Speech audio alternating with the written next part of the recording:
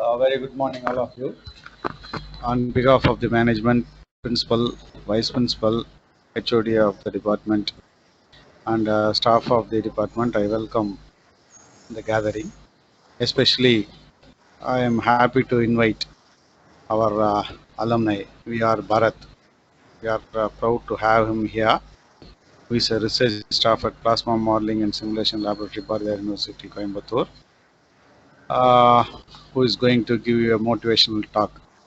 Normally, what we do whenever we conduct bridge course classes, in between we will insert one motivational talk in order to make our students be alert at the beginning of the semester. They can have a motivated thought at the beginning of the semester will be a very useful thing.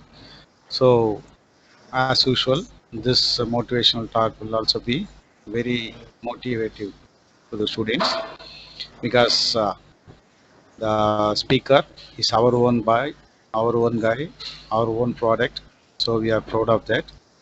Likewise, we would like to have more such students coming out of the group. Now I request Mr. P. Ramu to introduce the chief guest. Thank you.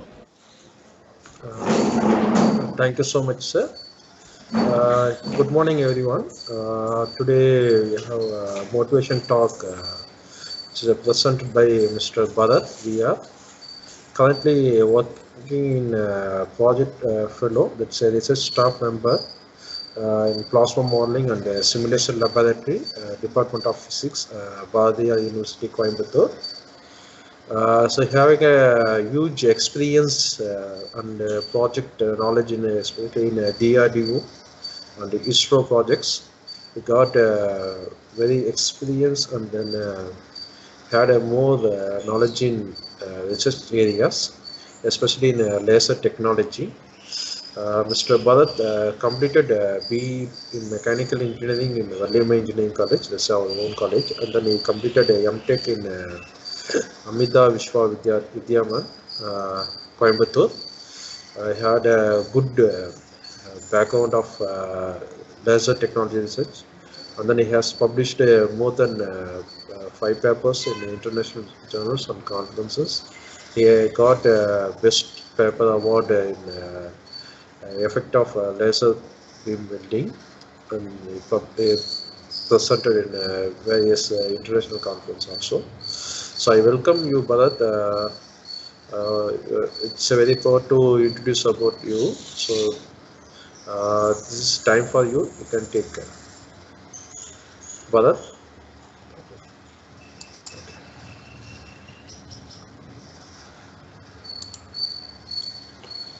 I'd like to thank Shiv Kumar, head of the department, Mr. P. Ramu, as well as Anand sir, giving introduction.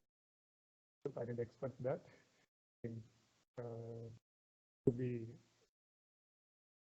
very happy about it.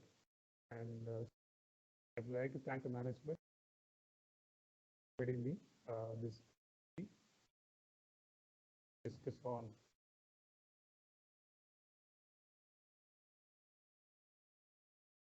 that I will share the slides.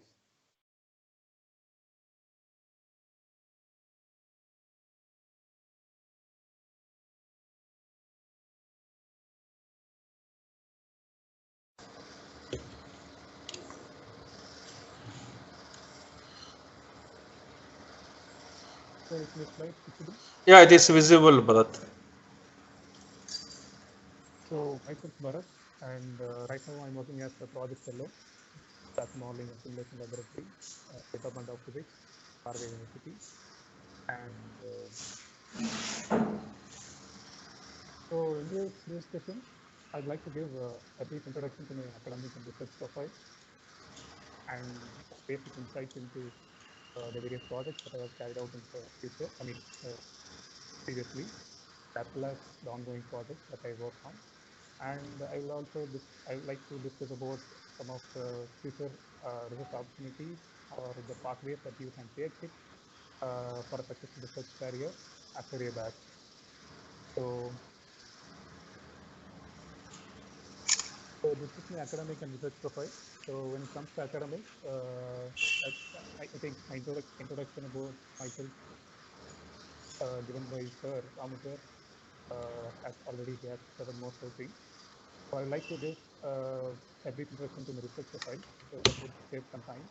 So basically, my field of interest is spatial fluid dynamics and finite element analysis. And I have experience in the process simulation of high temperature applications like laser assisted material processing techniques and some plasma based applications. So soon after my post graduation, I joined the laboratory in which I am currently working on in some of the projects that are funded by SRO, DRDO. So basically, these agencies will fund a project and the academic people will take hold of it and they will execute it and for the performance enhancement. So some of the projects that I have handled previously are listed here, like simulation of laser material interaction, laser cladding process. So it is one of the advanced manufacturing processes, and modeling and simulation of All-Effect cluster. It is a project that is by ISRO. And right now I'm working in the project of prediction of particle behavior in plasma and periodization of reactors, using the principles of computational fluid dynamics.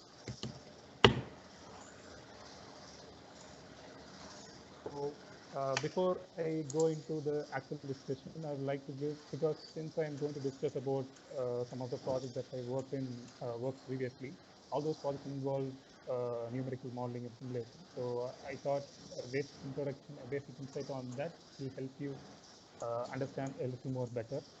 So basically, in a numerical modeling and simulation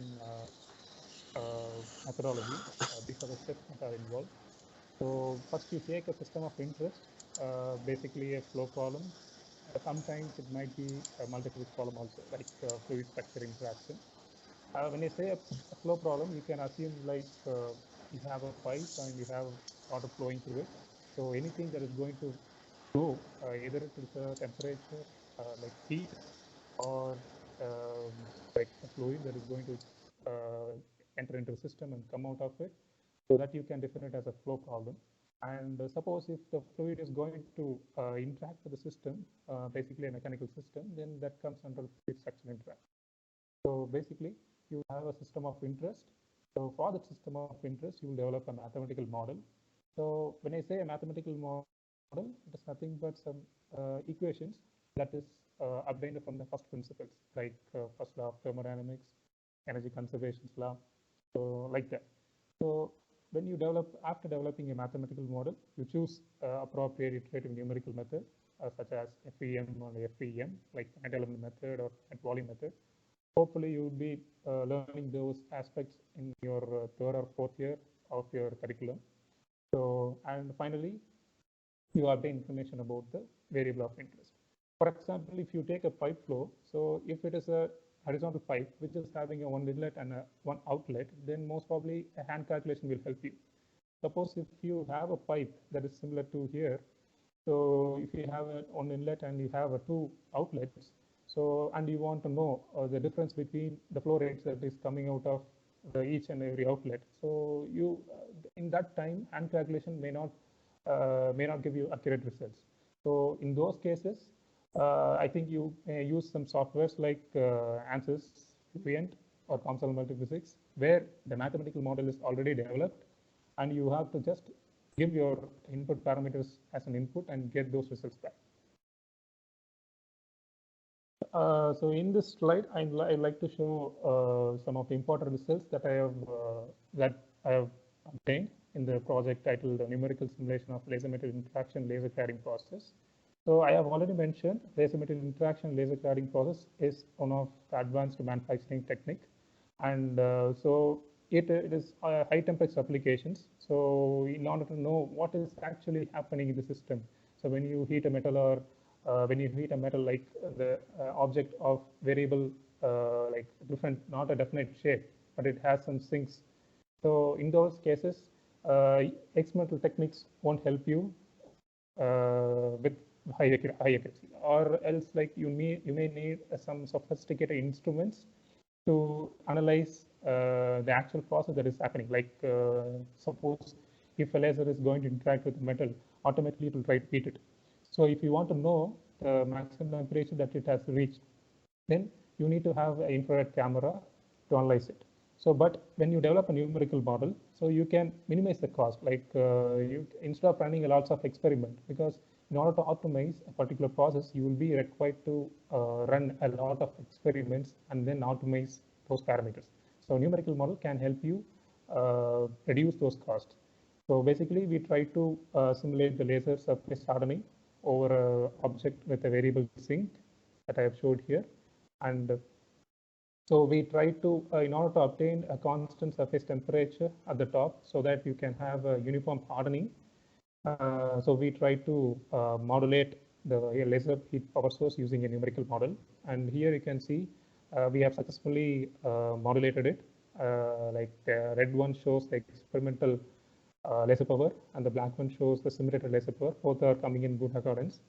So, so you can actually reduce the usage of some auxiliary equipments in order to obtain some uniform laser hardening processes. And this is another project that was funded by ISRO. So where we try to simulate model and simulate Hall effect thrusters. So Hall effect thruster is again a propulsion device, but it uses electrical energy to produce the necessary propulsion. So this is the system, a basic schematic of the system. So basically, you will try to generate a plasma inside the system, and you will try to push the ions that is created in the plasma, that is charged particles in the plasma at a very high velocity outside. That will give you the necessary thrust for moving those satellite or any propulsion device. So so we try to simulate the actual plasma parameters that gets generated inside the discharge channel, like electron density, temperature, and potential. And so there is always a possibility for erosion to happen at the exit plane. I mean, near this channel, because it is operating at a high temperature. So any material will try to erode after some threshold energy. So that may affect the performance of the thruster. So in order to get a knowledge on when it is going to erode, at what maximum power it can be operated. So these simulations will help you a lot on that aspect. So knowing the information about the plasma that is getting generated, you will be in a position to determine how the walls are going to get eroded. And that information, you can share it with the manufacturing people so that they can either change the material of the channel or reduce the power or give a feedback, something like that. So in this way, our model is going to help achieve those performance enhancement. Again, this is my current project in which I'm working on prediction of particle behavior in an RF plasma and spheroidization reactors.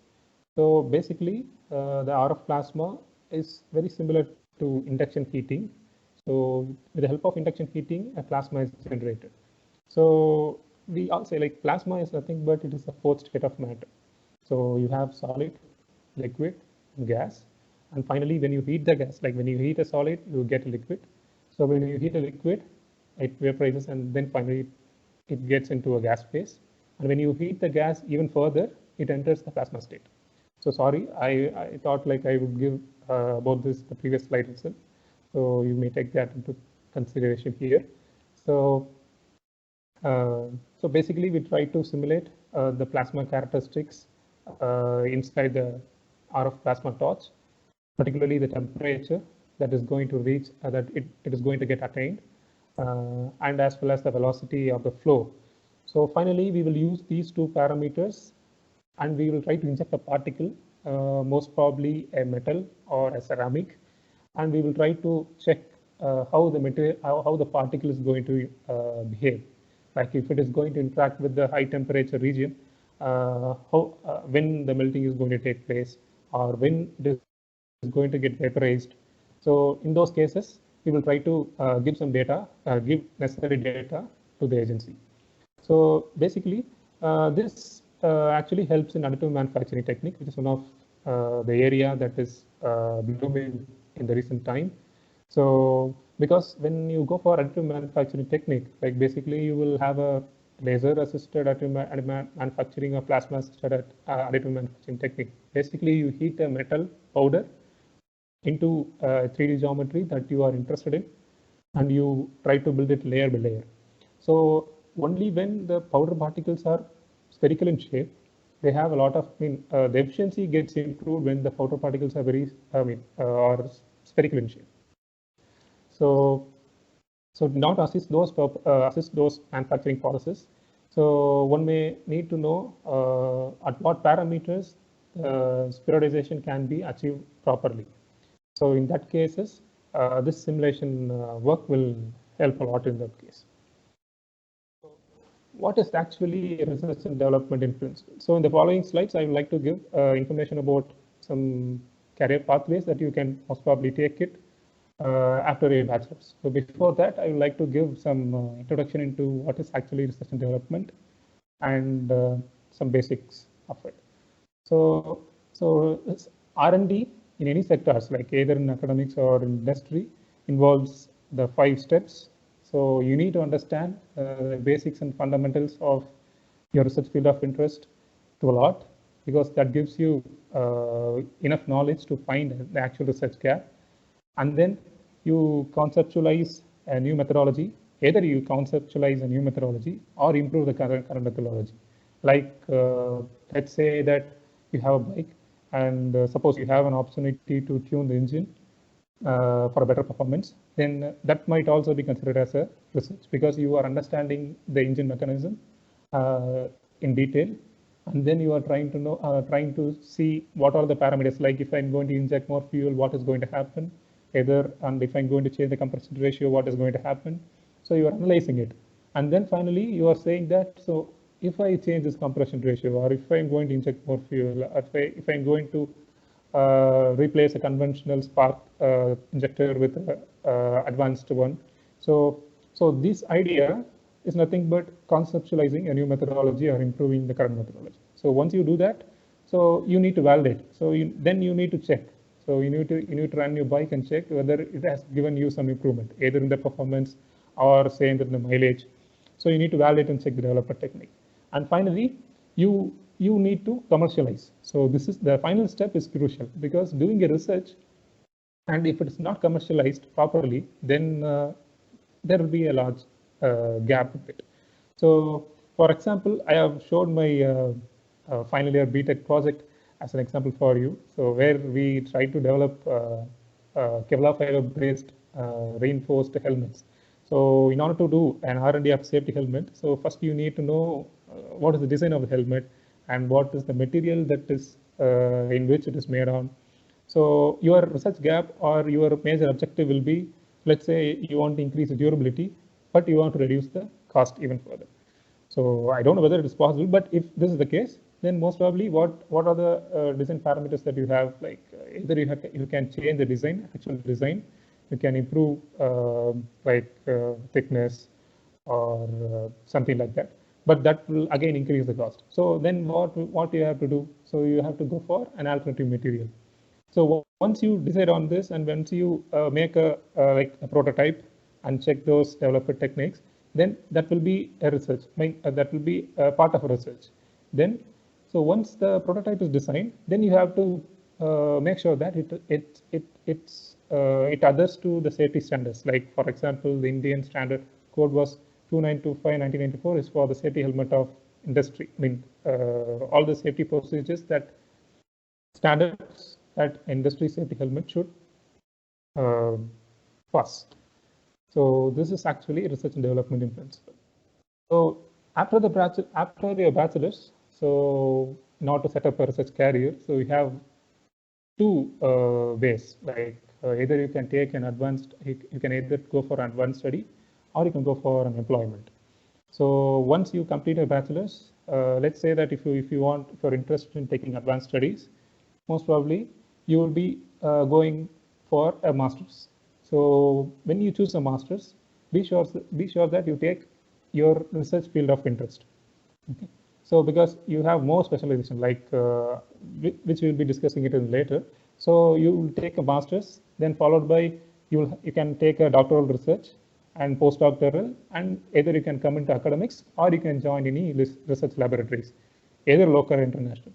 So we have many national laboratories in our country like ISR, DRDO, and CMERI, like Central Mechanical Engineering Research Institute. So there you will have a lot of opportunities. So let's say that if you choose the employment path, then most probably you will first join as a graduate training engineer, and then you acquire necessary skill set, because initially they won't post you, or you won't have any opportunity to get placed in an R&D team. So in most of the cases, I am not very sure. In most of the cases, right now there might be any opportunities also to get placed in the R&D team very directly, but I doubt it.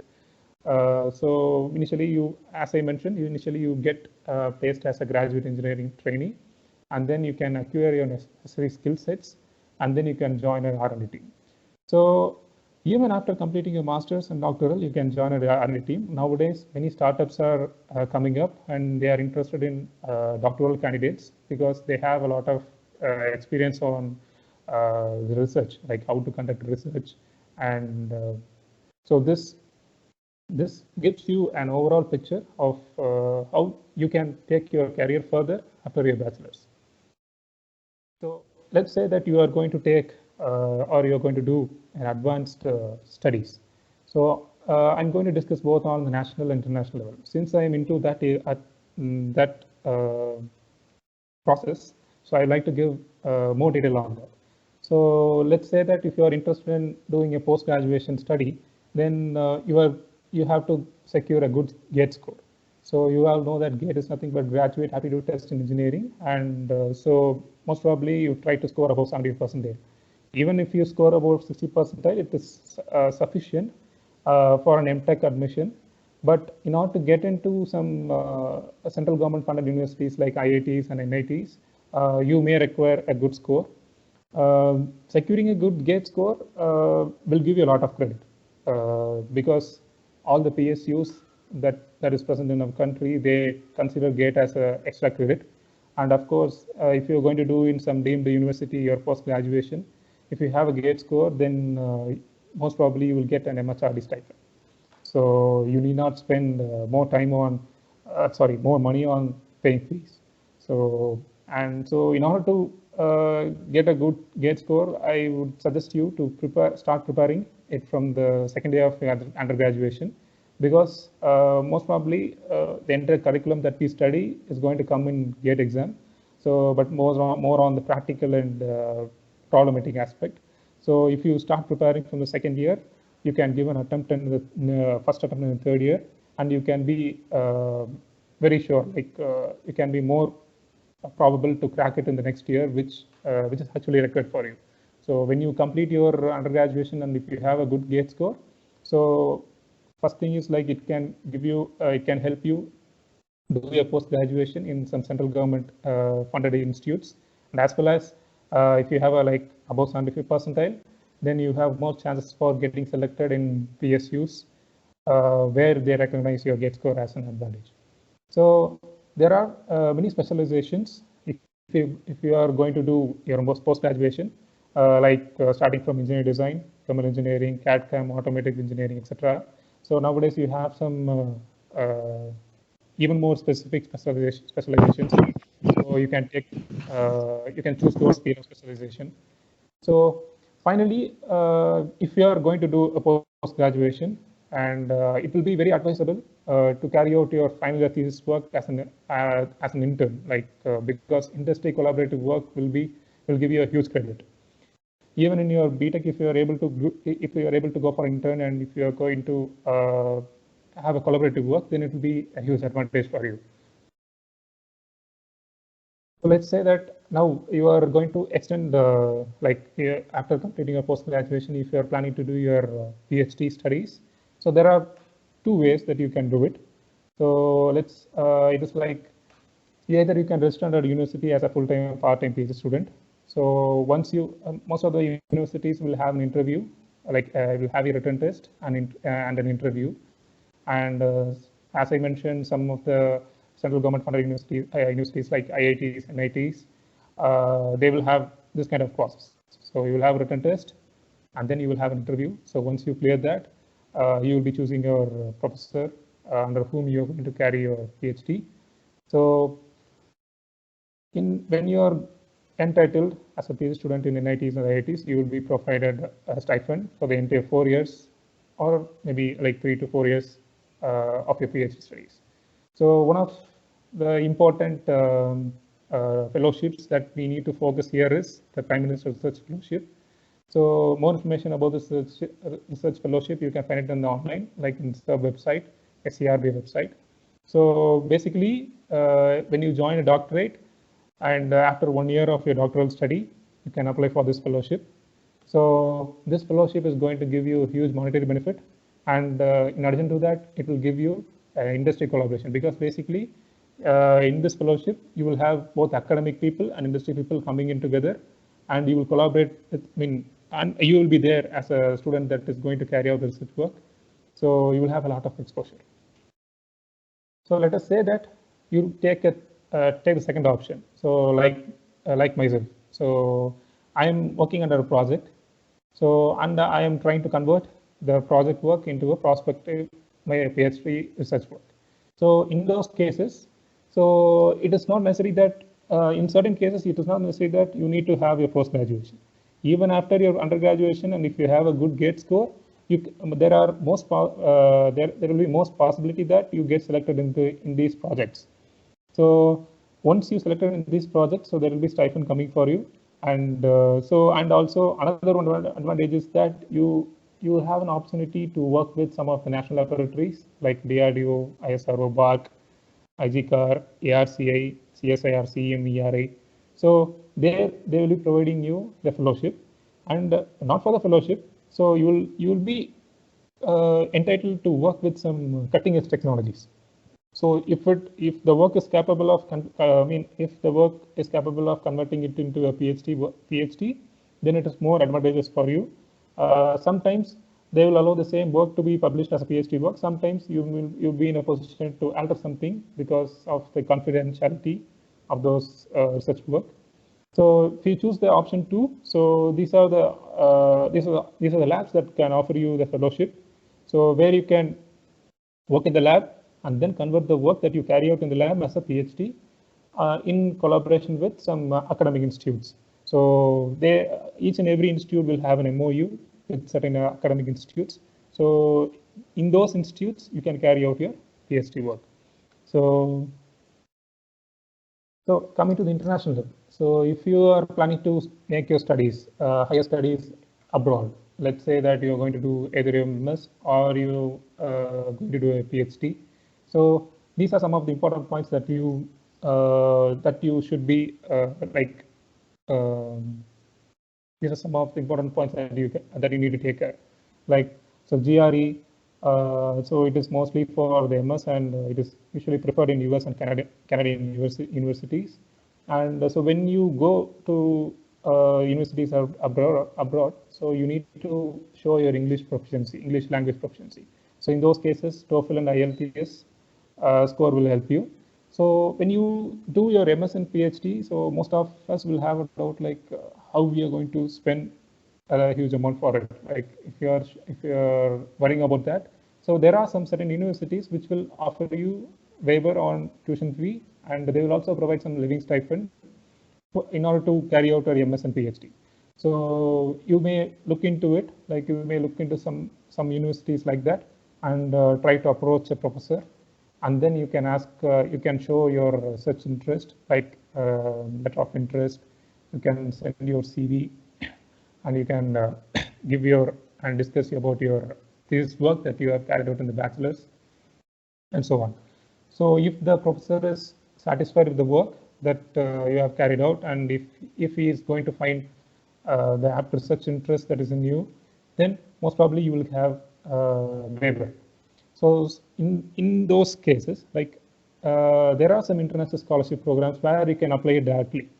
So like DAD, if you want to do it in German universities, DAD scholarship will help you, and MEX scholarship. So MEX is a Japanese government scholarship, which will offer you full tuition fee waiver, and as well as living stipend to carry out your PhD at Japan. So, so this MEC scholarship is not only for PhD. Even if you are going to, if you are ready to carry out your MTech, which is nothing but MS that they say in abroad countries, so MECs will help you.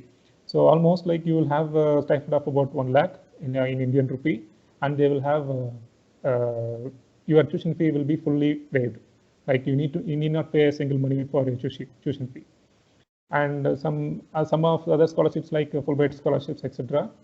So in certain universities, they will also have university-specific scholarships. So rather than thinking into or looking into some of the international scholarship programs which I have mentioned here, you can also approach a professor and ask for a university-specific scholarship. And there are some collaborative research programs also, like IIT Delhi and University of Queensland, Australia. They have a collaborative work, like they say UKIDAR. So if you have any, if you are interested in that, you can check the websites of IIT New Delhi. So there you can find more information about it. So in those processes, you will be in a position to register in IIT Delhi and as well as in University of Queensland. So it will be a dual degree program, like your doctorate degree, you will get it from 2 universities.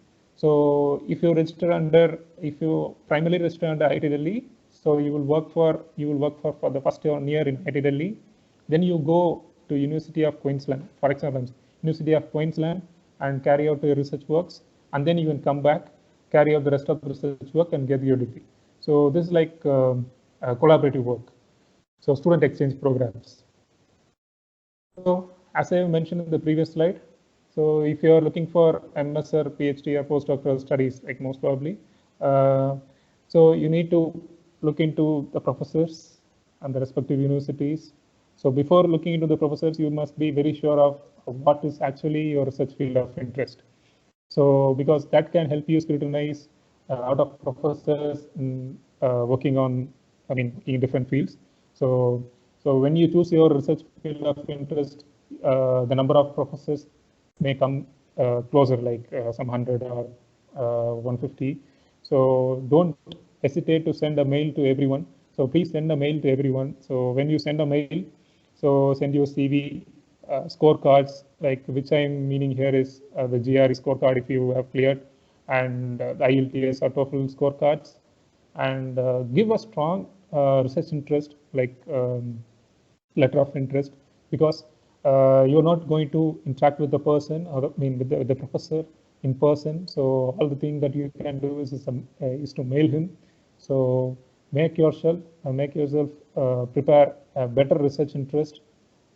Discuss with the faculties at VEC. They will give you a lot of idea, and so then you can approach the professor at the foreign, because I've seen many people not knowing only very few people know about this, and they apply for those scholarship or stipend waiver. So what I can say is the exposure is very less. So this is why I'm stressing more on this. So if you want to do a master's in abroad, there is an opportunity that you can do it with full tuition fee waiver. So because doing your master's in abroad will have a huge credit also. So once you send all these things to the professor, and if the professor is happy with it, and you will get an acceptance. So once the professor has given you an acceptance, then you need not worry, because if you are going to be a prospective research candidate, then they will do their best to provide you enough stipend. So when you go for an employment sector, so I have very little knowledge on this, since I am in the academic side. So to the best of the knowledge, I have gathered some information.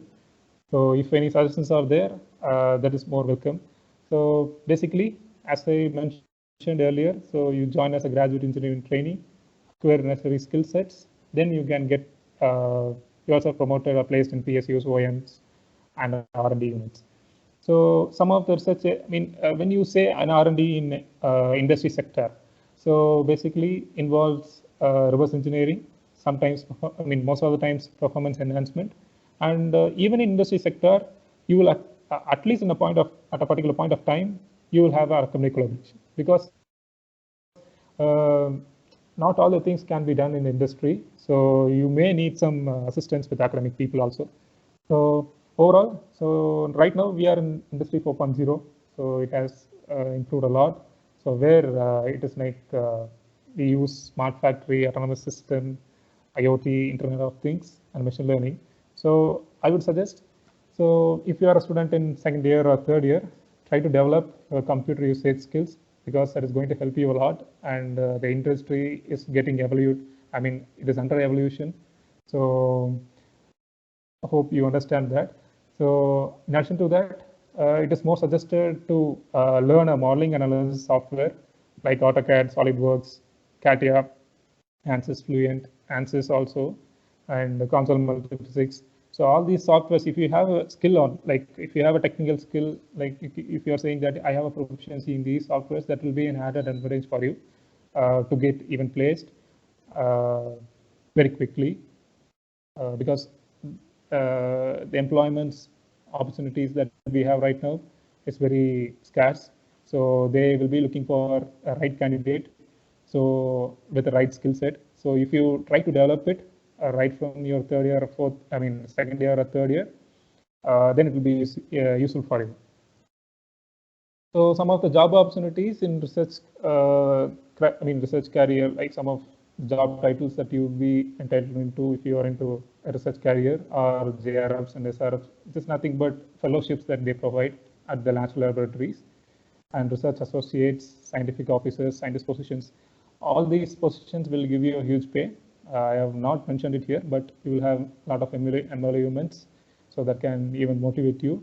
And so right now, finally, I'd like to conclude that if you are more interested in automotive, it is better to learn MATLAB and Simulink, because that is playing a huge role in automotive industries nowadays, and particularly Python, because it is not for a particular sector. If you work in any specialization, Python will help you a lot. It helps you analyze those results, like large data, list results, and so on. So it has a lot of advantages. So finally, other than the technical aspects, so if you are planning for job, if you are planning for a career in research field, so you should have a genuine interest in research, and most probably you should have a lot of patience, because it is not like that you give an input and you get an output directly. Like if I want to, let's say, I need to weld the material properly. So if I set this power, it will have, if I am going to increase the power, that is going to solve business. It's not like that. So there will be more parameters that is going to impact the quality of the welding. So you may need to run lots and lots of experiment to optimize it. So in those cases, your patience will determine a lot in order to produce or to carry out a quality research. And finally, please aim for interdisciplinary research, because nowadays a knowledge on a particular subject will not help you a lot, because of the evolution, I can say. For example, if I'm going to if my field of interest is CFD, and if I can sustain in, if that will be necessary for me to optimize in arc welding, then that will be no, because I need to know how the material is going to act, or like if I'm going to increase the power, how the material is going to interact or react. So then in the case that I need to have some basic knowledge on material science. So only these two things, if they join, like if I'm going to develop a model, and if I have a most possible basic insights into the material science, then that can improve the quality of the research that I'm going to take it into. So always aim for interdisciplinary research. So that's it from my side. Thank you.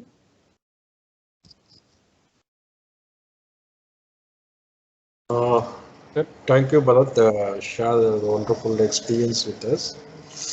Students, if you have any queries, you can ask.